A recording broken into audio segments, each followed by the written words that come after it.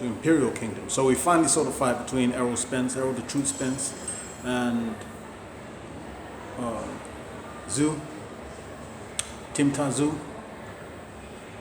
Decent fight, not bad at all. It was quite. Might not have been the prettiest fight to watch, but it was pretty grimy for both competitors at the time. You can see the effort they both put in. It was deep. It was very, very, very intense, but not concentrated all the way through. Interesting. So, Spence, my view coming into it would be that his fighting style, which I said, isn't one that's needing so much warm up, warm in, warm through, tune up. All it needed was a tune in. That the fans tune in. That's the way he fights. That's Errol's style. And it doesn't need much. You go in and you do your thing if you're feeling good. It was interesting because it didn't have the intensity that he normally has. It didn't have the consistency that he normally has. It didn't carry the strength that he normally would. And he wasn't moving like a freight train. He wasn't moving like a tornado. He wasn't moving like a thunder. He was moving okay, like a sparring session. It was like, for him, it was like a sparring session. For Zoo, it was like a sparring session too. But the only difference was, one of them appeared to be clearly bigger. It looked clear. It looked clear to me. That Zoo was bigger. Zoo was a bigger man in there. Very, very, very, very much so. And it could be that Errol noticed it too. Not in terms of sight, but in terms of how it felt. It could be that just wasn't, sometimes the person thinks, let me go up. We're hearing all these things about Shakur. He needs to go up in weight, go and fight this guy, and go fight that guy. I keep saying to you, it doesn't work like that. Boxing doesn't work like that. It's all good, people who don't box, or who haven't fought, to be saying that, and to be pushing someone to go do something that they're not going to do. But the reality is, like I said, when you're ready, that's when you go up. I would have said Spence was ready. I would have thought so, maybe, but you wouldn't know. The person is one who ought to know. And then I would have expected, okay, maybe 154. But this apparently was 160.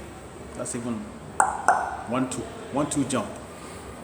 So from 147, where he was coming from originally. He had 3 years out. Spence had 3 years out. So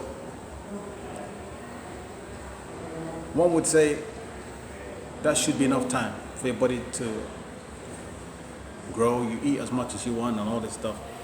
That part was an advantage. That part should be an advantage. But size is still size. Zoo was the fighter resident in that zone, the 160, 154 and up a little bit. You can see Zoo didn't have to do much. Just touch here, touch there. I've never seen Errol Spence just being so easily touched, as in, boop, boop, just one touch, seeming so effective. He gets touched. He goes into his fights like any fighter, expecting to get wet. I'm not talking about just getting wet in the rain. I'm talking about medium-sized hits having heavy-sized effects. The guy just touched you a little bit and it feels like he felt that. But he seemed to be weathering the storm well. Spence was holding his feet. He moved around a little bit. But I also felt like, this is the thing when you change trainers, and especially with advanced trainers like Ronnie Shields, you know, they might want to. And again, another new situation in Spence's life was the fact that he had lost. He had never lost before. He got his first loss from Bud Crawford. So sometimes when that happens, a fighter now sometimes, often in fact, wants to get a new wrinkle into their mode, different style, different system, try and change things a little bit. He was still Errol Spence. But remember that time when he fought Mickey Garcia, and he said he's going to come up with something different. And it wasn't the boom, boom, boom Errol that you get. It wasn't the tornado Errol. He was picking here and there, you know, being a little bit more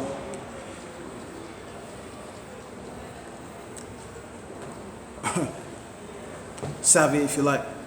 And that kind of stuff is good if your opponent in front of you is a mouse to you, like cat and mouse. You can play with your food here. But when it's someone bigger, maybe stronger, heavier, maybe a little more intense because of their dimensions, it might be a lot more tricky to be changing your stuff up unless the trainer is able to really download that whole stuff into your being. It could be a problem.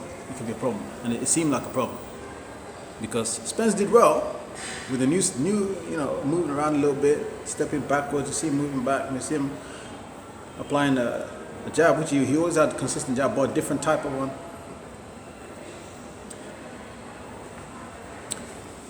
Sometimes it's best to just do what you do best. Pummel the guy. Like for him, it was just straight up pummeling. That's what we know Spence as. In your face, giving it to you. You're getting drilled. And perhaps if he had done that, Tszyu might have succumbed. Anyways, it was interesting to see. He got in there, and it was for him his last out. He said, "This is it." So we have to give Tszyu the credit too. We have to give Tszyu the credit because if Spence had beaten him, we would have given Spence the credit.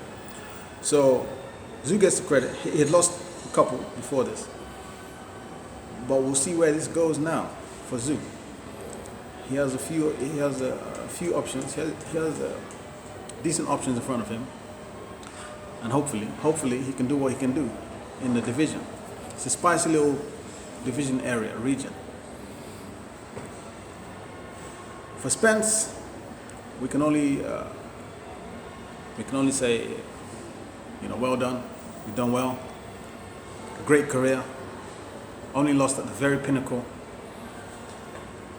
against Bud Crawford, and then 3 years off, and then now Tszyu. And yes, many great fights. Great fights. And he surely won't be forgotten. So hats off to you, Errol Spence. Congratulations on a retirement and the fact that he was able to do it on his own terms as well.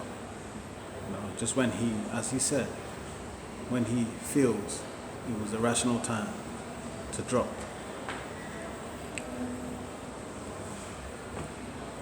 He's got a nice life, he's made some good bucks, and he lives on a ranch. Boy, he's gonna have a good time. Great one. So credit to Tszyu for winning that. He kept to his guns. He just stayed there, touch a little bit, stayed there, touch a little bit, stayed there, touch a little bit. We didn't see Spence go to gear 2. Didn't see gear 3. Spence was on the first gear all the way through. All the way through. We barely saw. He literally started the vehicle and then remained on gear 1. So only he knows. Fact is, he truly was up in the division. So, kudos to both. It was a great event. He went down to Australia and tried this thing. Hopefully they both got paid and go home to their families. Till next time on Imperial Kingdom.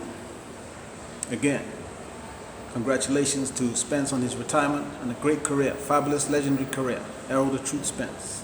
Salute.